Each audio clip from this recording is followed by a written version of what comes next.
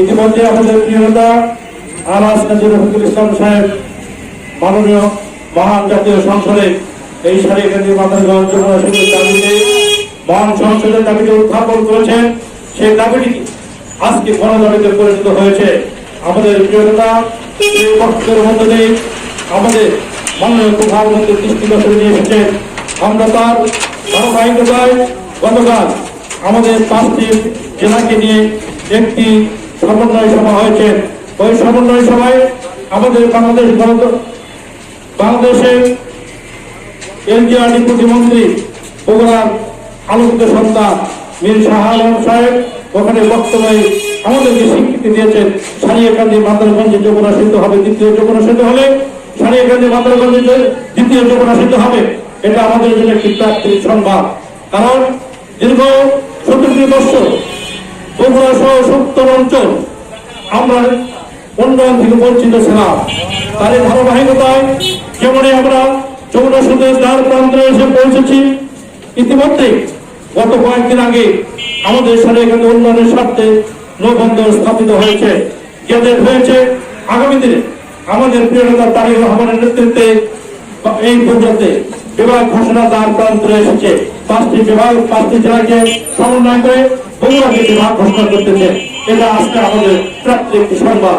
আমরা সকলে সম্মিলিত প্রচেষ্টার মধ্যে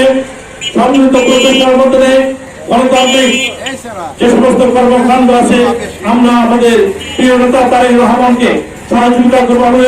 প্রিয় এমপি আলহাজ কাজী রফিকুল ইসলাম সাহেবকে সহযোগিতা করবো উন্নয়নের জন্য যেখানে যেখানে আপনারা মনে করবেন আন্দোলন করতে হবে, মানববন্ধন করতে হবে, লিফলেট বিতরণ করতে হবে, আপনারা যে কোনো সময় যে কোনো মুহূর্তে যে কয়েক সেকেন্ডের সময় ধরে আমরা আপনাদের পাশে এসে দাঁড়াবো।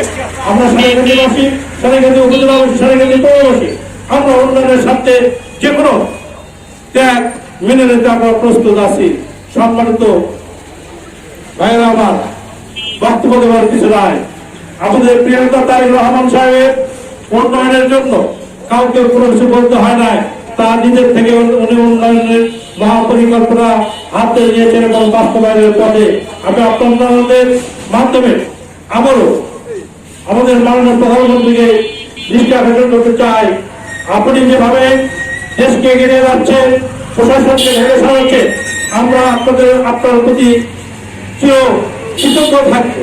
কারণ আপনি বৈষম্যহীন একটি রাষ্ট্র ব্যবস্থা কায়েমের জন্য যেভাবে কাজ করতেছেন, আপনি সারিয়াকান্দি মাদারগঞ্জে এই দ্বিতীয় যমুনা সেতুতে আপনাদের উপহার দিলে আমরা আপনাকে উন্নয়নের জন্য আর কোথাও আমাদের যেতে হবে না।